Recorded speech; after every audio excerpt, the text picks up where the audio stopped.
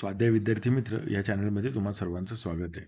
मित्रांनो, आज आपण इयत्ता 6वीचा विज्ञानाचा दुसरा धडा मापन याचा स्वाध्याय बघणार आहोत आणि हा 2026चा जो नवीन अभ्यासक्रम आहे ना, त्यातील पाठ आहे हा. प्रश्न पहिला, रिकाम्या जागी योग्य शब्द सुचवा. तापमान मोजण्याचे साधन म्हणजे याचं उत्तर आहे तापमापी. मानवी शरीराचे सामान्य तापमान 37 अंश सेल्सिअस असते. एखादा स्थिर बिंदूपासून अंतर मोजताना तो बिंदू म्हणजे संदर्भ बिंदू होय. 1 मीटर बरोबर किती सेंटीमीटर? त्याचं उत्तर आहे 100 सेंटीमीटर.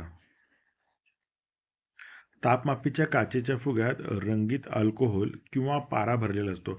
आजकाल लाल रंगाचा असतो तो अल्कोहोल असतं, पूर्वी चंदेरी रंगाचा पारा असायचा. तापमानाचे SI एकक केल्विन असते. खालील मापनासाठी कोणते उपकरण वापराल? योग्य साधनाचे नाव सांगा.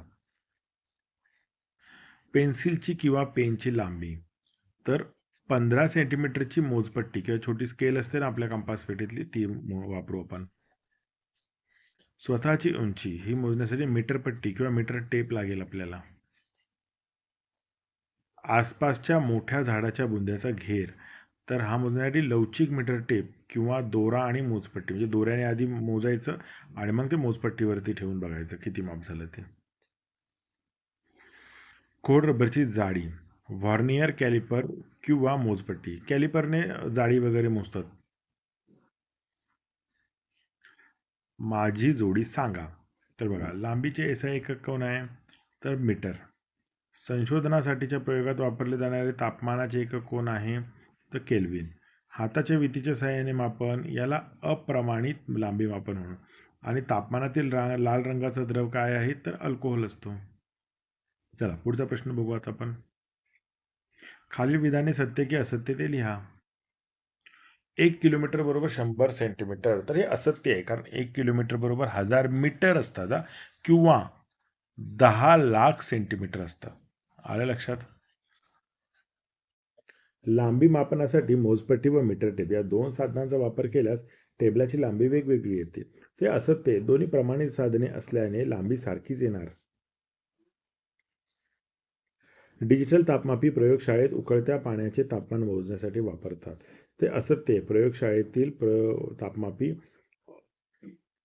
वापरली जाते. डिजिटल तापमापी सामान्यतः शरीराचे तापमान मोजण्यासाठीच वापरतात.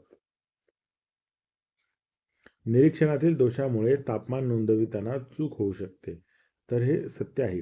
नजर योग्य कोनात नसेल तर वाचनात चूक होते.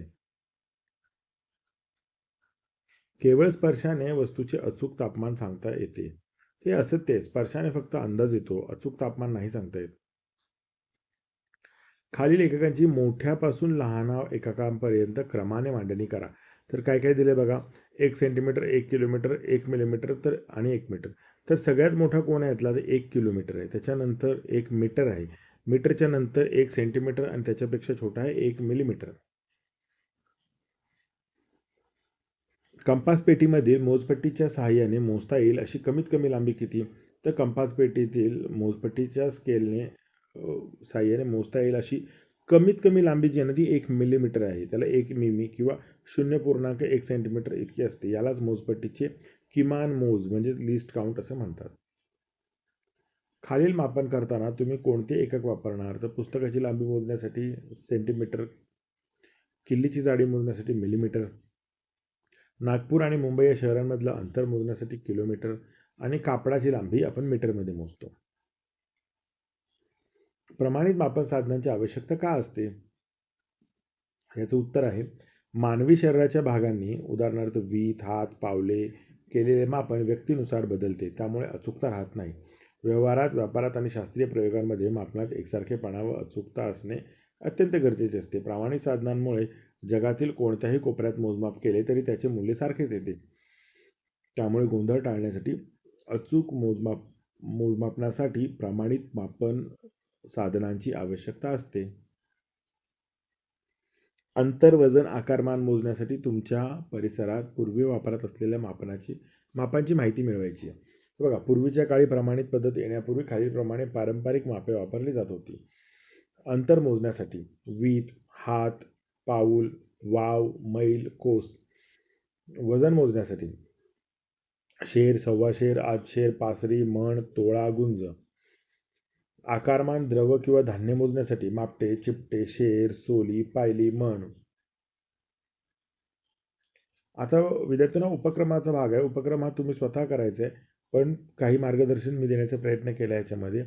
तर वक्र भागाची लांबी मोजणे. तर बघा, डबा, बाटली असं वक्र भाग असेल त्याची लांबी मोजायला काय करायचं, तर एका डब्याच्या किंवा बाटलीच्या वक्र वर्तुळाकार भाग घ्या, त्यावरती एक दोरा गुंडाळा. जिथे एक फेरी पूर्ण होते तिथे दोऱ्याला खुणा करा आणि आता तो दोरा सरळ करून कंपासमधील पट्टीने तो मोजा, ती त्या वक्र भागाची लांबी असेल. पाठ्यपुस्तकातील एका पानाची जाडी ठरवायची. एका पानाची जाडी तर आपल्याला मोजता येणार नाही, मग काय करायचं, संपूर्ण पाठ्यपुस्तकाची जाडी मोजायची, पुठ्ठा सोडून मोजायची. आणि मोजल्यानंतर ती काय करायची, ती जर समजा 10 मिलीमीटर आली तर पुस्तकातील एकूण पानांची संख्या 200 आहे असं मान्य करू आपण. तर त्याला भागायचं, म्हणजे जाडीला पानांच्या संख्येने भागायचं, जे उत्तर येईल ते आपलं उत्तर असेल. तुमचं पुस्तक वेगळं असेल त्यामुळे प्रत्येक पुस्तकाच्या पानांची संख्या आणि मिलीमीटरमधली लांबी ही वेगळी असू शकते. 100च्या नोटांच्या बंडलवरून एका नोटीची जाडी ठरवणे, याचं पण तसंच आहे बघा. अखंड बंडल घ्या 100 नोटाचा, ओके, आणि मग त्या नोटाच्या बंडलची जरा रुंदी आली 10 मिलीमीटर, तर 10 आणि 100ला भागा, उत्तर आलं 0.1 मिलीमीटर. हे उत्तर येणार नाही तुमचं, तुम्ही जेवढं बंडल घ्याल त्या बंडलप्रमाणे उत्तर येईल. किती नोटा असतील बंडलमध्ये त्याप्रमाणे येईल. हा स्वाध्याय कसा वाटला हे मला कमेंट्समध्ये कळवा आणि पुढचा व्हिडिओ कोणता बनवू तेही मला सांगा, म्हणजे मी तो लवकरात लवकर व्हिडिओ तुम्हाला देण्याचा प्रयत्न करेन. आणि काही सुधारणा हवी असल्यास आम्हाला कमेंटमध्ये नक्की सांगायला विसरू नका. धन्यवाद.